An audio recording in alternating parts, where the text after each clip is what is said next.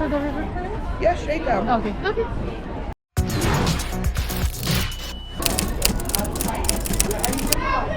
Mga ka-Astig, we are now taking the river cruise. It's a very long line. As you can see, a lot of people. And here we are.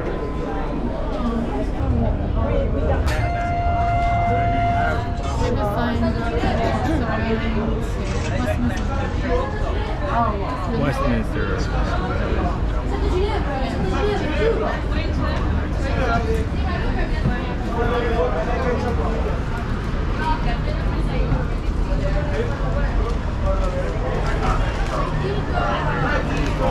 Can we see the ticket, please? Okay, have your tickets ready. How many people? Altogether, That's 3.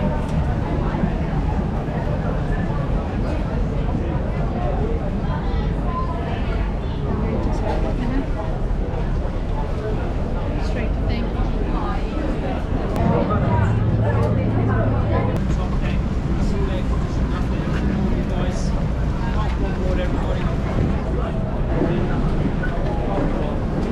Straight through to Morning. the top deck.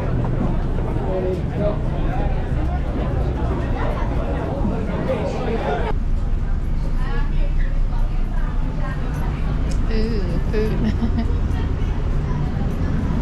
It's alright.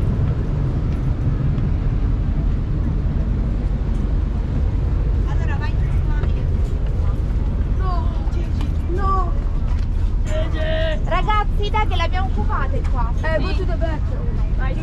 Sta nei pace, sì. Vieni qua. Oh Luca, vieni avanti, sono tutti occupati. Ma io ero in esterno sulla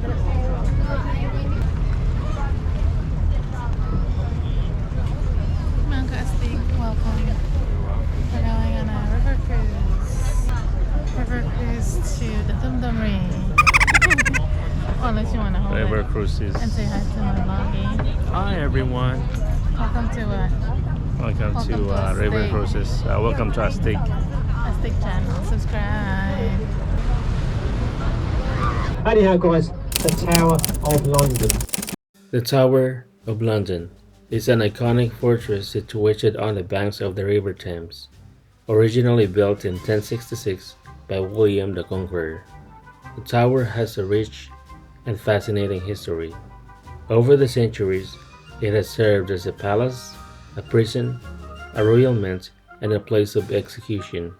The tower was also home to the crown jewels of England, from the 14th century until the present day. Throughout its long history, the Tower of London has played an integral role in the development of England and continues to be a popular tourist destination for visitors from around the world.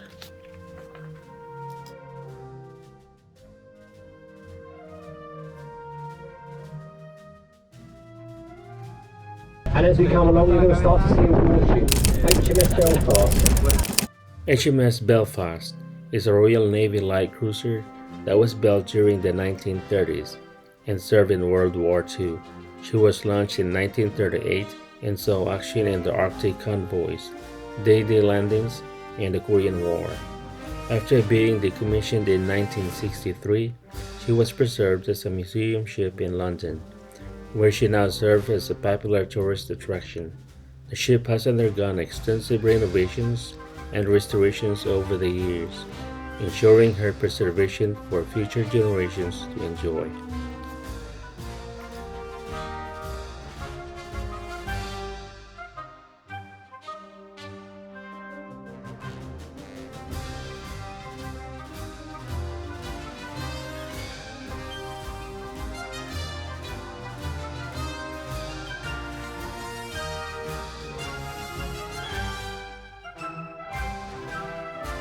And guys, you'll see the Shard next, the tallest building in Europe.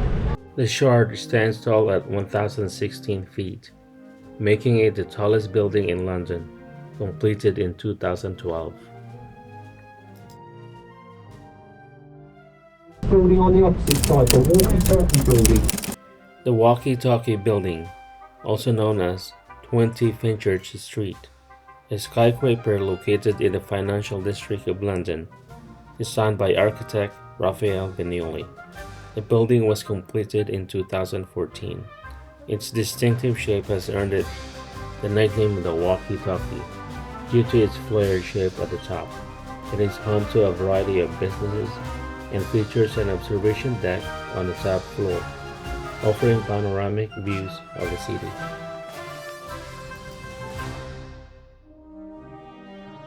And our next bridge coming up is the London Bridge, the oldest bridge across the River Thames. The London Bridge has a rich history that dates back over 2,000 years. The original structure was built by the Romans in 50 AD and was made of wood. Over the centuries, it was rebuilt and fortified with stone, becoming a vital transportation hub in medieval times. In the 19th century, it was replaced with a new bridge, which stood until 1967, when it was dismantled and sold to an American businessman. The current London Bridge was completed in 1972 and remains an iconic symbol of the city's history and culture.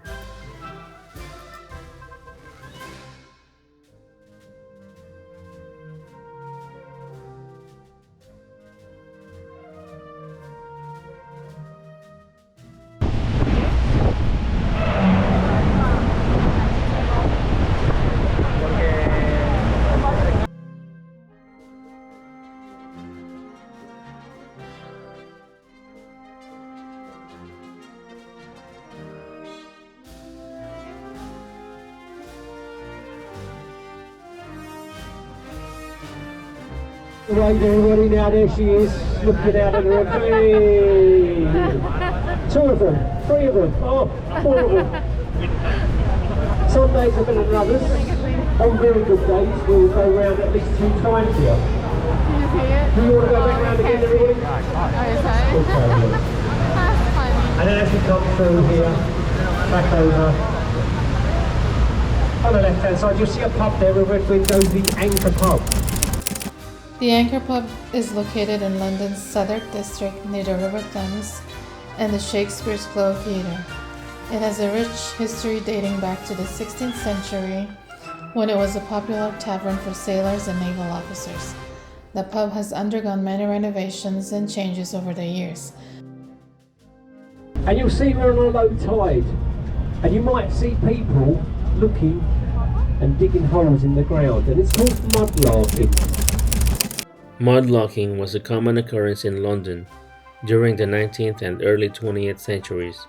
Due to poor drainage and infrastructure, heavy rainfall would cause the city street to become flooded with thick mud, making transportation difficult and dangerous. This led to the development of specialized mud carts, which were used to clear the streets and transport the mud to designated dumping grounds.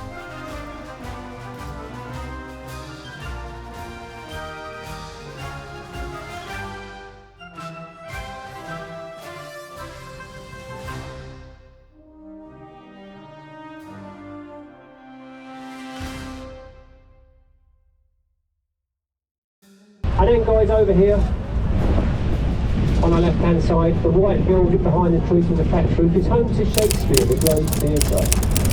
The Globe Theatre was a famous playhouse in London, where the works of William Shakespeare were premiered. Built in 1599, it was the brainchild of Shakespeare's company, the Lord Chamberlain's men. The theatre was destroyed by fire in 1613, but was rebuilt in 1614. The Globe was closed down by Puritans in 1642 and later demolished. However, in 1997, a modern reconstruction of the Globe was built near the original site of the playhouse.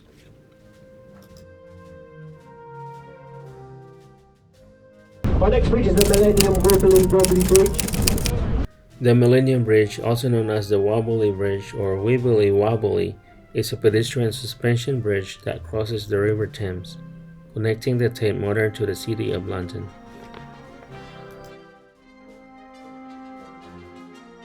And do we have any Harry Potter fans on board today? Oh, we have lots of you. Well, if we look over here to the right hand side, the City of London School with the silver crest. The City of London School was founded in 1442 by John Carpenter, the town clerk of London. Originally located in Mount Street, it moved to its present location on the River Thames in 1837. And then behind that, St Paul's Cathedral. St. Paul's Cathedral in London is one of the most iconic landmarks in the city. Its history dates back to 604 AD, when it was founded by Bishop Mellitus. And the Tate Modern on the other side, only building to be opened twice by the Queen, once at the Power Station, once at the Modern Art Gallery. And you'll see it says free and open to all. There's a reason for that. After 5 minutes of looking at modern art, you will understand why that is free to go into. And our next bridge here is Blackfriars Rail Bridge. The train pulls all the way across here. It's a beautiful sight. It's also called the Tunnels of Love. The Bridge of Sighs, also known as the Tunnels of Love, is a famous landmark in London. It was built in 1901 and connects two portions of the Royal Holloway College. The bridge is known for its romantic ambience and is a popular spot for couples to take photos. Legend has it that if two lovers kiss while riding on a boat under the bridge, their love will last forever. Despite being built over a century ago, the Bridge of Sighs remains a beloved attraction in London.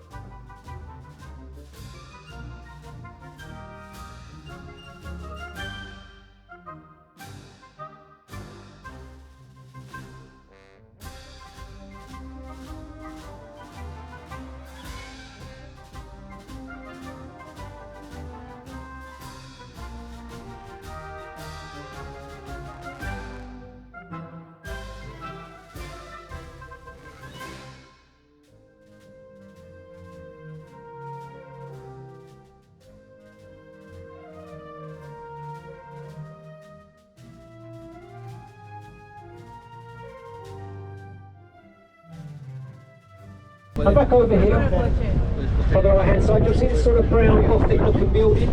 That is the Sion College and Library. Inside there are over 3,000 rare manuscripts.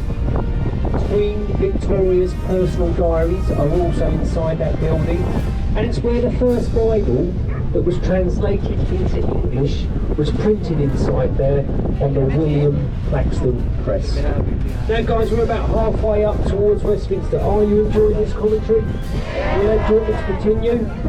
Perfect. Guys, just at the back, if I could just ask you to stay in your seats, please. Really important. Ladies, that's it.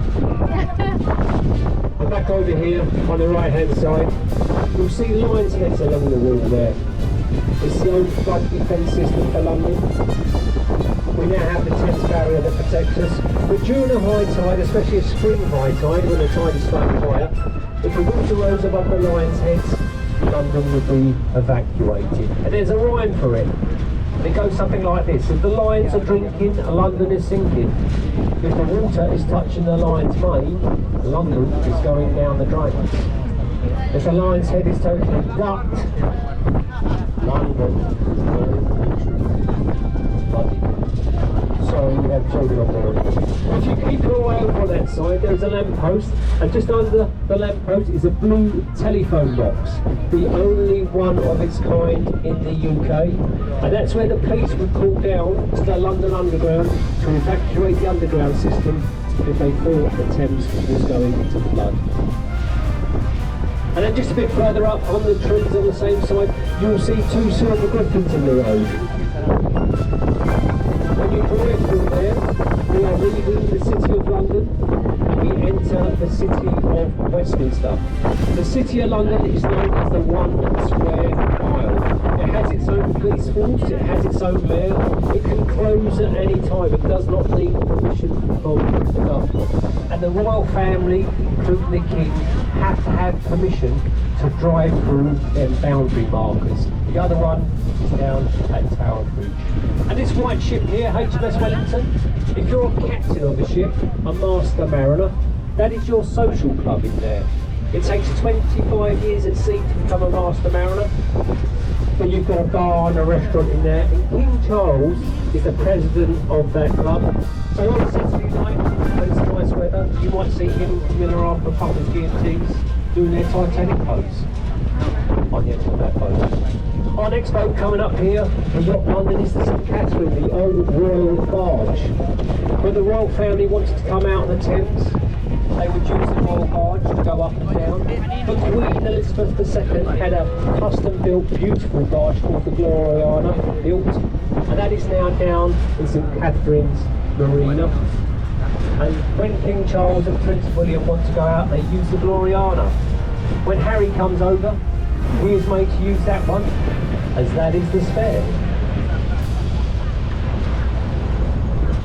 And this green dome building over here, Somerset House, built by Lord Somerset. He wanted a palace in central London. Unfortunately, just before it was completed, he was accused of treason and he was taken straight down and he was executed. The ruling monarch, Elizabeth I, she moved straight into that building. And our next bridge here is Millennium Bridge, affectionately known as the Ladies' Bridge. Built by women in World War II, there weren't enough men. This came under budget, on time, and the rock boots that put the stone itself cleans when it rains. How clever were our ladies? And they designed this to look like seagulls. So you'll see the beaks in the middle, and then the wingspans. It's also the longest road bridge over the Thames in central London, so it does go on and on. Some of you got that one, didn't you? And guys, if you have a look over here on the right hand side, you'll see the largest clock face in the UK. Now if you look very carefully either side of the clock face and on the corner of the building, you will see pharaohs engraved into the stone. Can you start to see them there, guys? And they are looking back down onto this concrete structure here, Cleopatra's Needle, to protect the needle. Cleopatra's Needle was a gift from the Egyptians to London in 1819. Well, it wasn't really a gift, we stole it, but it is 3,500 years old. It is the second oldest external artefact in the UK. The only thing older than that is Stonehenge. And you'll see the Sphinx there are facing inwards. That's actually a mistake. They should be facing outwards to protect the needle. However, when they went back to the Victorian workmen, and you've got to remember back then there were no cranes, their answer was very simple. They were too heavy. Our next bridge coming up is called Hungerford Bridge. It's actually known as Pancras Bridge, but it was originally Hungerford Bridge, and this is where the market used to be on the river, supplying fruit and food to Tom's Garden. But Charing Cross is the only bridge where a train goes over us and a train comes under us. So directly under here is the Bakerloo underground system. Let's give everybody a wave up there as we go through. If we're waving at them, they're not dripping anything down at us. And don't be alarmed if you feel any drips on your shoulders or on your hair. That is just the trains emptying their toilets before they arrive into Charing Cross station.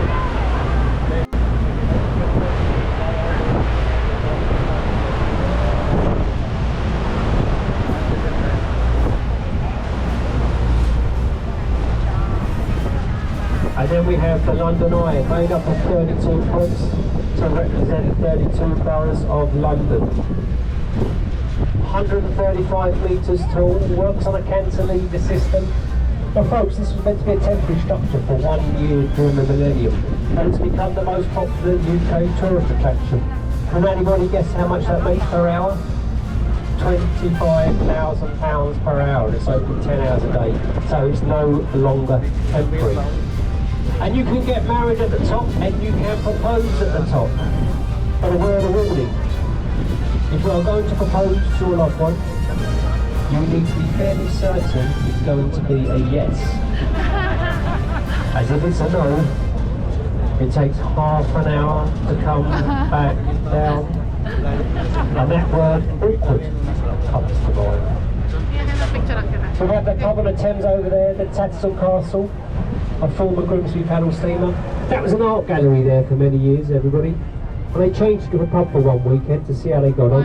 And they realised very, very quickly that made more money in one weekend as a pub. Royal Air Force. It's an iceberg building. It goes 15 floors under, and the whole thing is totally bomb-proof. And the beak of the eagle is pointing down to Dunkirk. And then you'll start to see the tower, the Queen Elizabeth II Tower. Now within that tower we have Big Ben the Bell, made at Whitechapel Foundry. Weighs 9 tons, it's got a slight crack in it, so it doesn't make a perfect E anymore. And that is the most photographed building in the UK. And you can buy tickets for a tour right to the very top. And behind that then we have the Palace of Westminster, still owned by King Charles. He allows Parliament to sit in the Palace of Westminster. And that has over 1,000 rooms in there. 34 of them are bars and drinking establishments. The only difference with them is they have no alcoholic licence and they do not pay taxes on their drinks. And if you look further down, you'll see a tower with the Union Jack flag, the most important building in the UK. Every single law of the land ever written since William the Conqueror is inside the Victoria Tower.